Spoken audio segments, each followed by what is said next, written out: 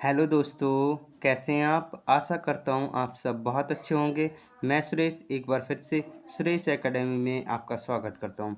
दोस्तों, आज हम पढ़ेंगे सी टेट 2023 20 अगस्त को जो आपका एग्ज़ाम होने वाला है, उसके लिए सी टेट का एक इम्पॉर्टेंट टॉपिक जिससे हर बार आपका एक क्वेश्चन बनता ही बनता है। तो उस टॉपिक का आज हम थ्योरी प्लस एमसीक्यूज दोनों देखने वाले हैं, जो कि आपके लिए बहुत ही ज़्यादा इम्पॉर्टेंट होने वाली है। और जैसा कि आपको पता है, हम सारे सब्जेक्ट की थ्योरी प्लस एमसीक्यूज क्लासेस करा रहे हैं टॉपिक वाइज, जो कि आपके सिलेबस में दिया गया है उसके अकॉर्डिंग टॉपिक वाइज क्लासेस हम करा रहे हैं, जिसमें सीडीपी के हम 5-6 क्लासें करा चुके हैं। इसमें उसी सीरीज में आज नेक्स्ट टॉपिक है जो कि आपके लिए बहुत ही ज़्यादा इम्पोर्टेंट होने वाला है। आप समझ लीजिएगा, 1 नंबर तो आपको पक्का हो ही जाएगा अगर आपने आज की क्लास अच्छे से देख ली। तो शुरू करते हैं आज की क्लास। तो आज का जो टॉपिक है वो है प्रतिभाशाली, सृजनात्मक तथा विशिष्ट बालक की पहचान। जो प्रतिभाशाली बच्चे होते हैं, सृजनात्मक बच्चे होते हैं और विशिष्ट बालक जो होते हैं, उनकी पहचान आप कैसे करेंगे ये हम सीखेंगे आज की क्लास में। क्योंकि इससे रिलेटेड एक क्वेश्चन हर बार, कम से कम एक क्वेश्चन हर बार आपके सी टेट के एग्ज़ाम में आता ही आता है। तो आज हम शुरू करते हैं। तो जो विशिष्ट बालक जो होते हैं वो कौन कौन होते हैं वो मैं आपको बता दूं। जो विशिष्ट बालक होते हैं वो 2 श्रेणियों में रखा गया है विशिष्ट बालकों को।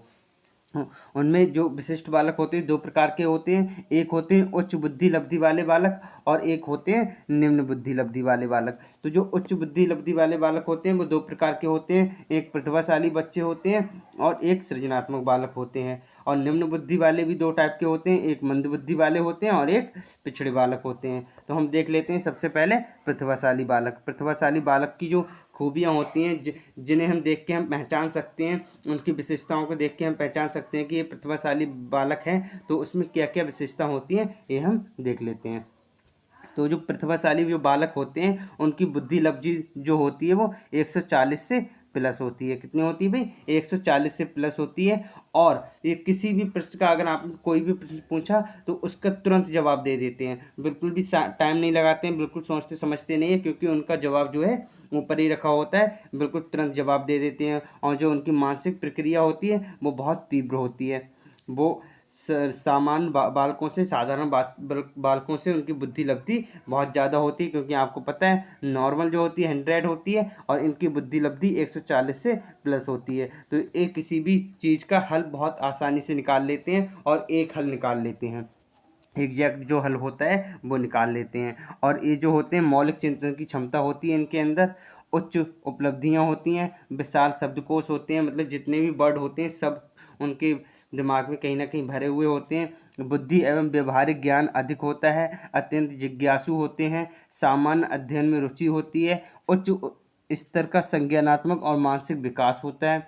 जो संज्ञानात्मक और मानसिक विकास जो होता है वो उच्च स्तर का होता है। इसी वजह से वो किसी भी प्रश्न का उत्तर तुरंत दे देते हैं और अपने साथियों की तुलना में अधिक ज्ञान होता है। जो उनके साथी होते हैं उनसे अधिक ज्ञान होता है उनके अंदर। और इन्हें कहीं ना कहीं हम कह सकते हैं अभिसारी चिंतन वाले बालक होते हैं, ये निगमनात्मक चिंतन वाले बालक होते हैं। तो अभिसारी से मतलब किसी भी प्रश्न का आंसर एक देना और एग्जैक्ट बिल्कुल सही आंसर देना अभिसारी मतलब हो गया। और निगमनात्मक मतलब नियम के अकॉर्डिंग उसका उत्तर देना, पहले नियम देखे जाएं, उसके पहले नियम के अकॉर्डिंग उसका आंसर देना किसी भी प्रश्न का, और प्रश्नों का उत्तर तुरंत दे देते हैं प्रतिभाशाली बच्चे। तो ये रही बात प्रतिभाशाली बच्चों की। अब हम देखते हैं सृजनात्मक बच्चे। सृजनात्मक बच्चे जो होते हैं उनकी क्या विशेषता होती हैं, उनकी विशेषताएं देख लेते हैं। तो जो सृजनात्मक बालक जो होते हैं उनकी बुद्धि लब्धि कितनी होती है? 120 से 140 के बीच होती है।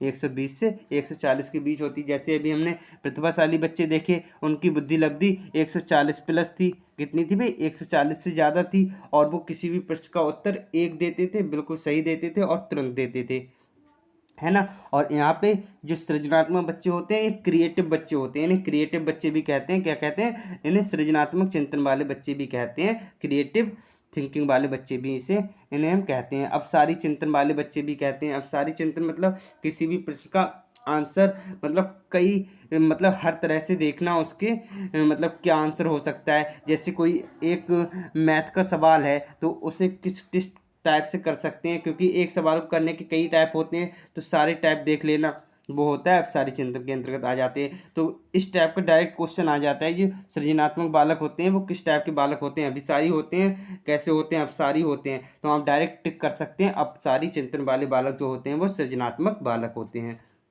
और जो ये होते हैं वो आगमनात्मक चिंतन वाले बालक होते हैं। मतलब जैसे अभी आपने पढ़ा था, प्रतिभाशाली बच्चे जो होते हैं वो निगमनात्मक चिंतन वाले होते हैं, पहले नियम के अकॉर्डिंग हर काम करते हैं।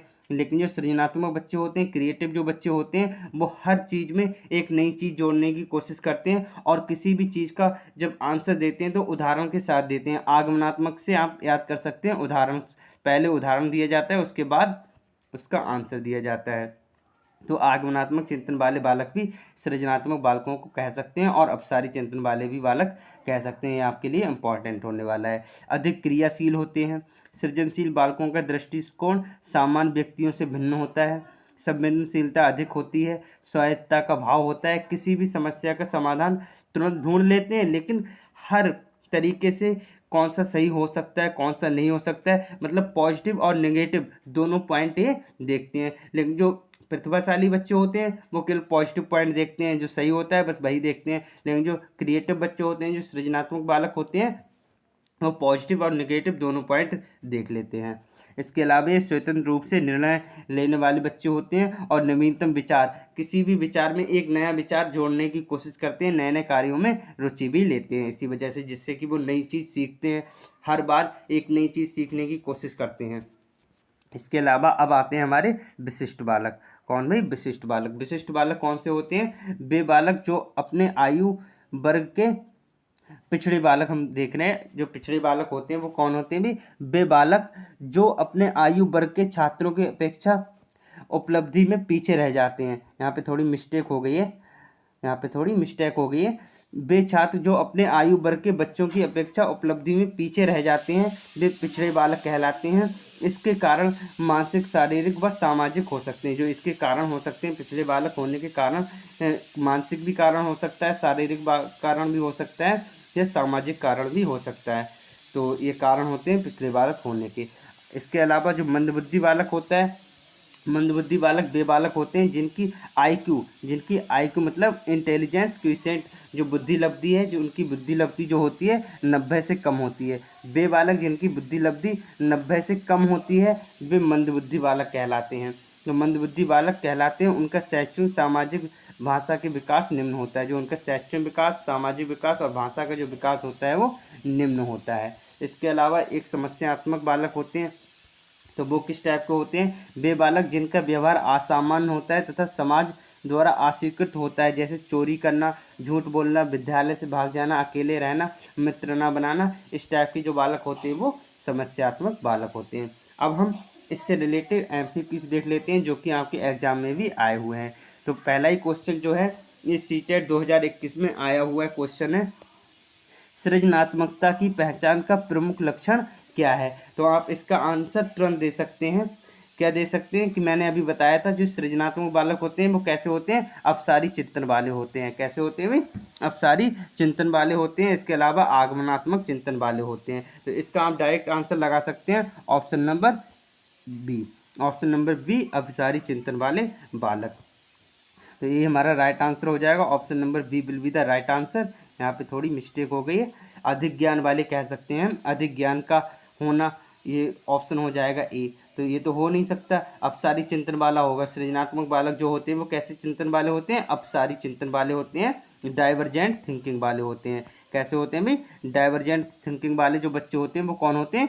क्रिएटिव बच्चे होते हैं, सृजनात्मक बालक होते हैं। तो इसका जो राइट आंसर हो जाएगा option number B will be the right answer. अब एक प्रतिभाशाली बच्चे वाला देख लेते हैं। ऐसे बालक जो प्रश्नों का उत्तर तुरंत दे देते हैं वो क्या कहलाते हैं? तो अभी मैंने बताया था, ऐसे बालक जो किसी भी प्रश्न का उत्तर बिल्कुल सही देते हैं, सटीक देते हैं, तो वो कौन से बच्चे होते हैं भाई? वो होते हैं प्रतिभाशाली बच्चे। कौन से बच्चे होते हैं? प्रतिभाशाली बच्चे। तो इसका जो राइट आंसर हो जाएगा ऑप्शन नंबर डी। आशा करता हूँ आपको क्लास पसंद आई होगी। अगर क्लास पसंद आई तो क्लास को लाइक करें, अपने दोस्तों के साथ शेयर करें, और अगर आप चैनल पर नए हैं तो चैनल को सब्सक्राइब जरूर कर लें। So thank you.